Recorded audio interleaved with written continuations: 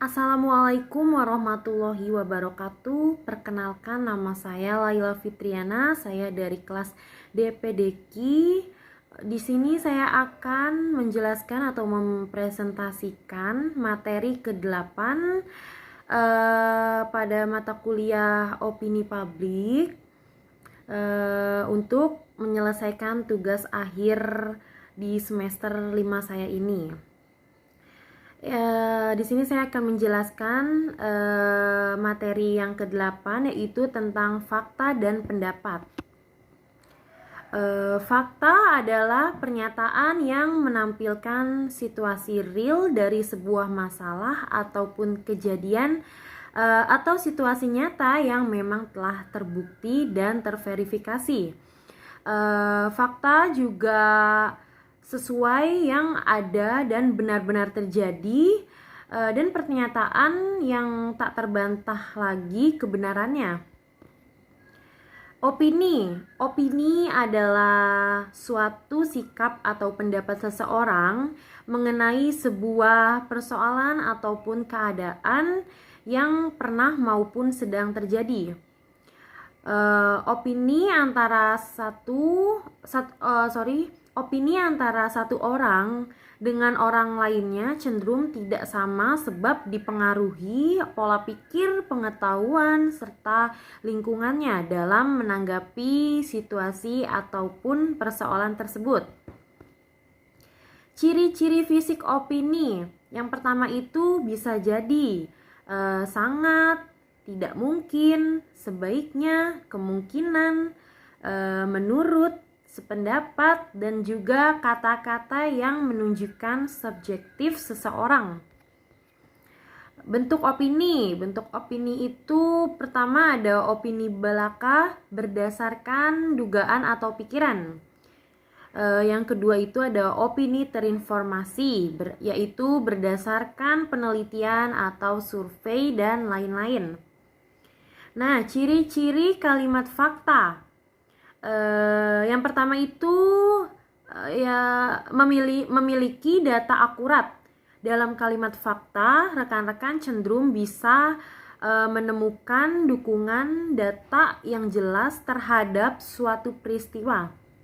Contohnya seperti jumlah penduduk Indonesia berdasarkan sensus terakhir pada tahun 2010 mencapai lebih dari 237 juta jiwa.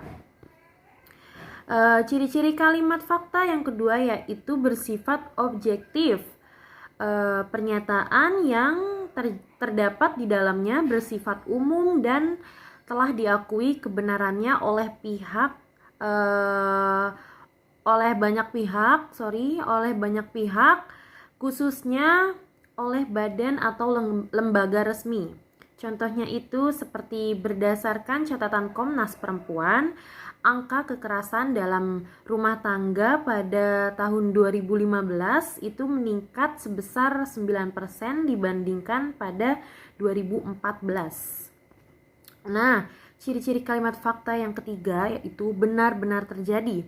Jika pernyataan di dalamnya memaparkan situasi yang benar-benar terjadi berarti itu bisa melibatkannya dengan mata kepala sendiri ataupun mendengarkan laporan beritanya dari orang yang berwenang. Contohnya itu seperti sepeda motor tersebut menabrak seorang anak kecil yang tengah menyeberang jalan. Oke, selanjutnya itu ada ciri-ciri kalimat opini. Yang pertama itu mengandung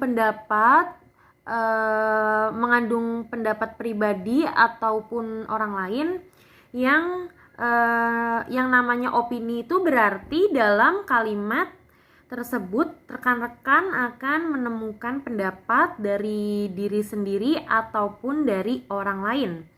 Dalam beberapa kasus pada kalimat opini ditemukan pernyataan dari orang yang sudah terkenal sehingga terkesan sebagai fakta.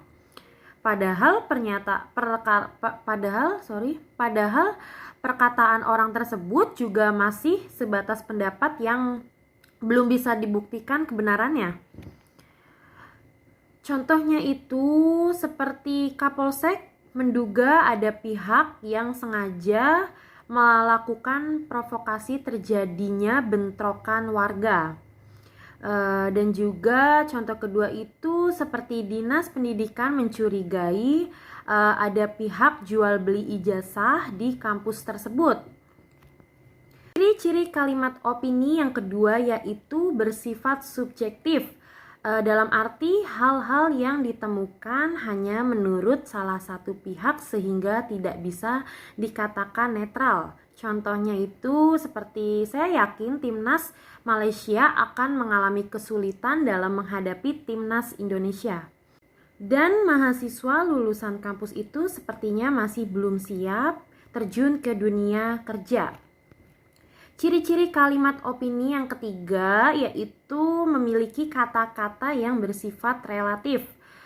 Maksudnya itu pada kalimat opini kamu akan cenderung menemukan kata yang bersifat relatif. Yang dimaksud relatif itu di sini adalah kata atau frasa tersebut cenderung bisa merubah